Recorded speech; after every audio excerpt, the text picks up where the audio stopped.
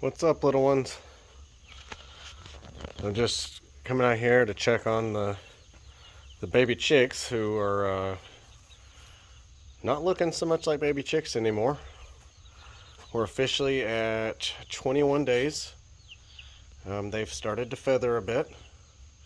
They're kind of in that in-between stage uh, where they almost look mangy. But that was really a couple of days ago. They're kind of starting to smooth out again, and their feathering doesn't look so kind of so wild. Maybe some of them do, like that one's feathers still look kind of wild.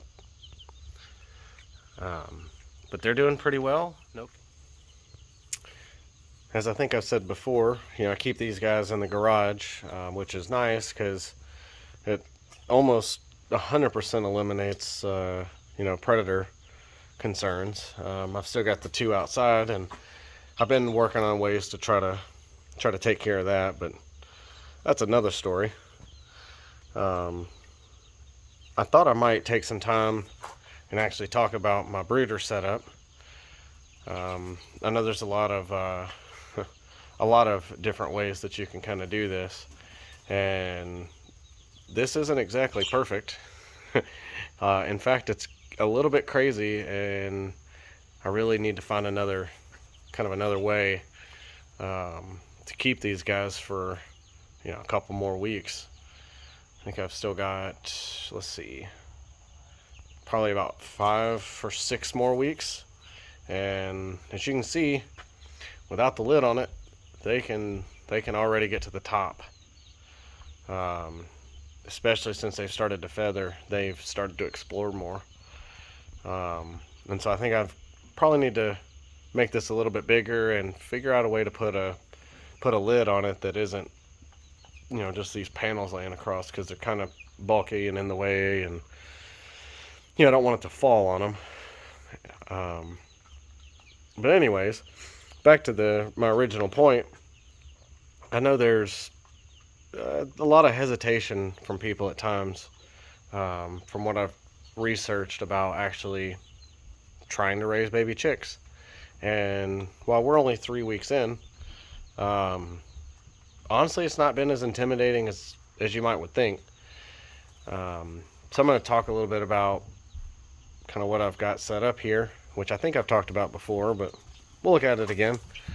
And we'll look at some of the maybe the crazy looking contraptions that I've put together here.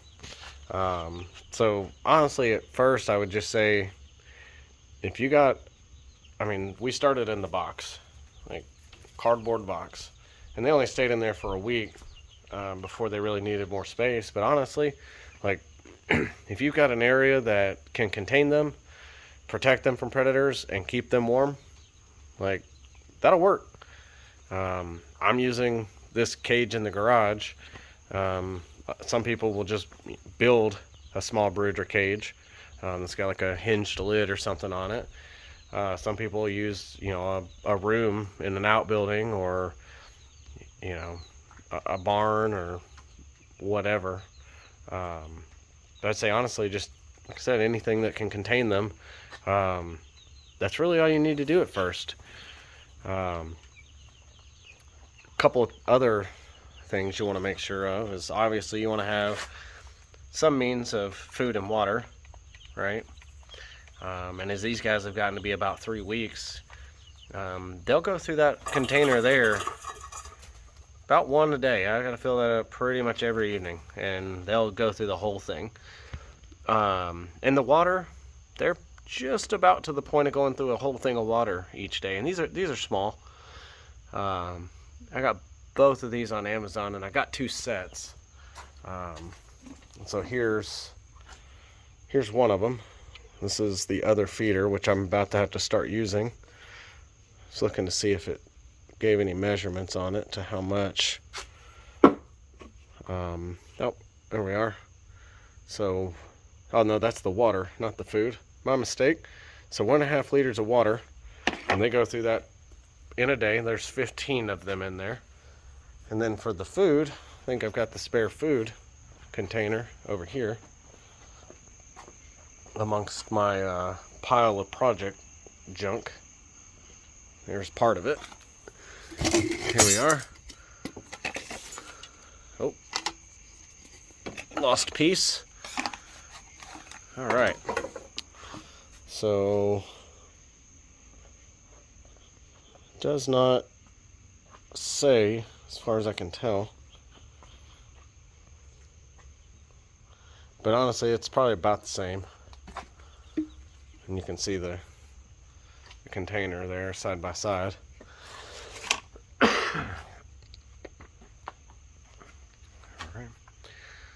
So I'll see if I can't find the link on Amazon where I bought these and share. If you're going to do more than just a couple, you'll probably need 2 sets. And like I said, 3 weeks has been pretty good, but here in the next couple days I might have to probably put both feeders and both waters in there just so that I don't have to fill it up multiple times a day, because these guys stay in here while I go to work. Moving on from that, I'm going to take the lid off and I'll be right back. Alright, I freaked them out a little when I took the lid off. One of the other things that you'll need is a heat lamp, and it doesn't necessarily look like a normal heat lamp, because most people pretty much think of a heat lamp being the... Oh, hello, visitor. As I said, they can jump up here now. Time for you to go back in.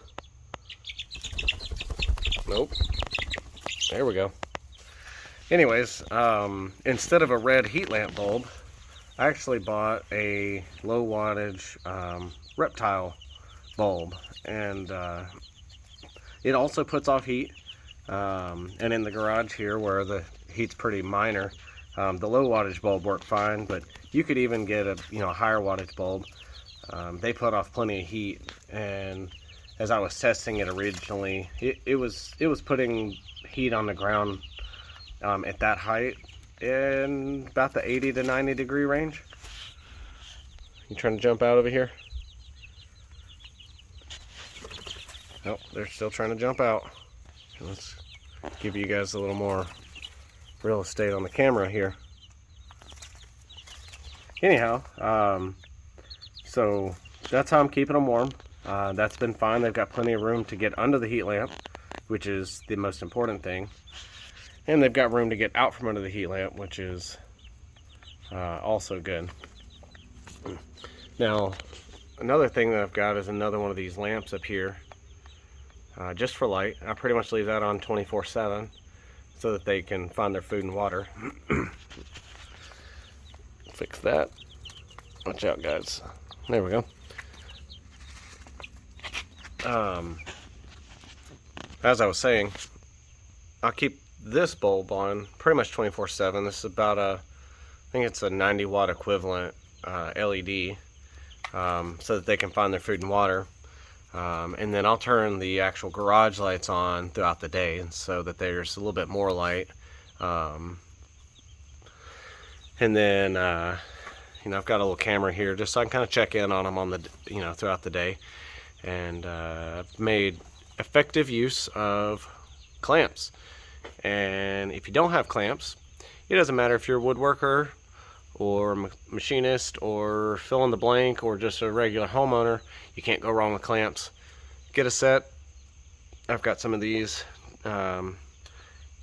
standard twist down clamps, and then I've also got some of those squeeze clamps. I don't know if I can see it under there, to make use of just light clamping for us. But those have been fantastic.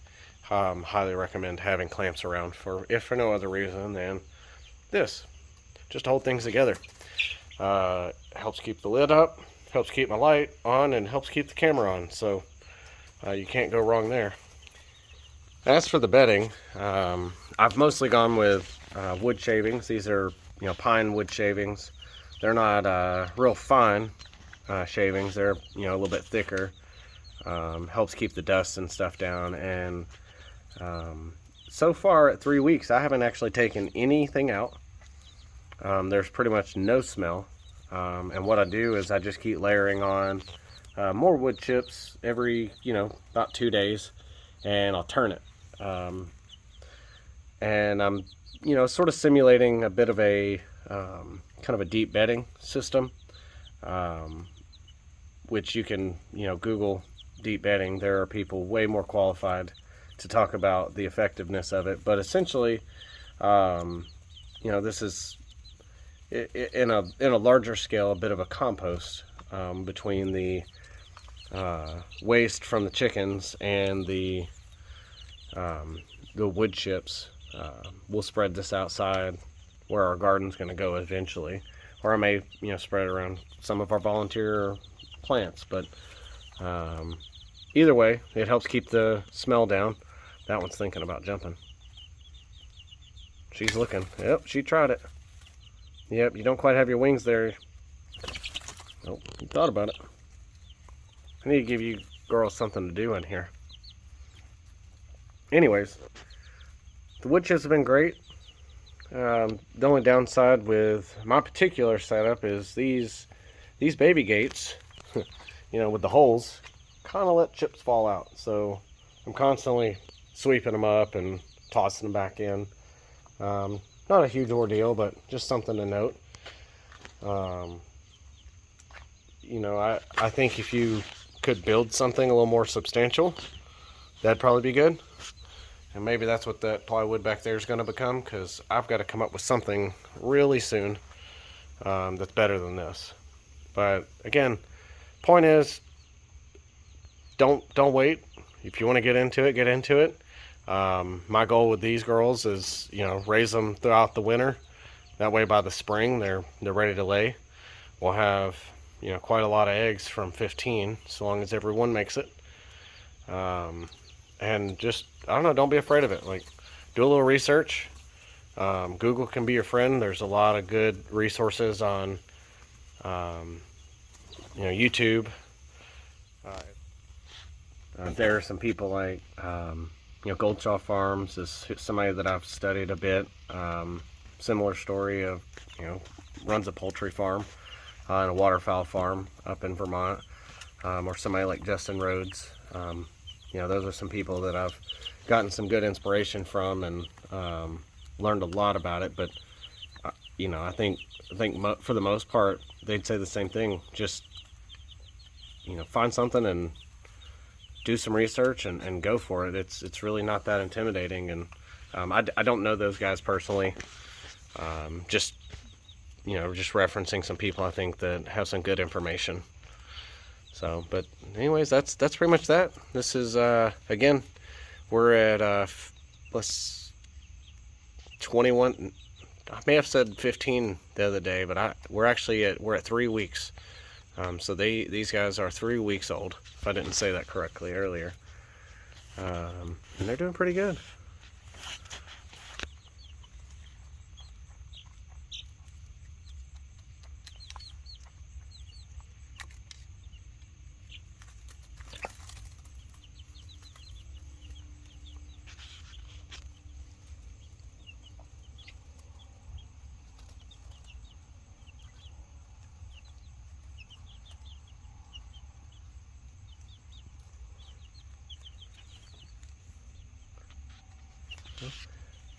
And last thing, for any friends or family or any other person that's watching, what are some things you'd like to see?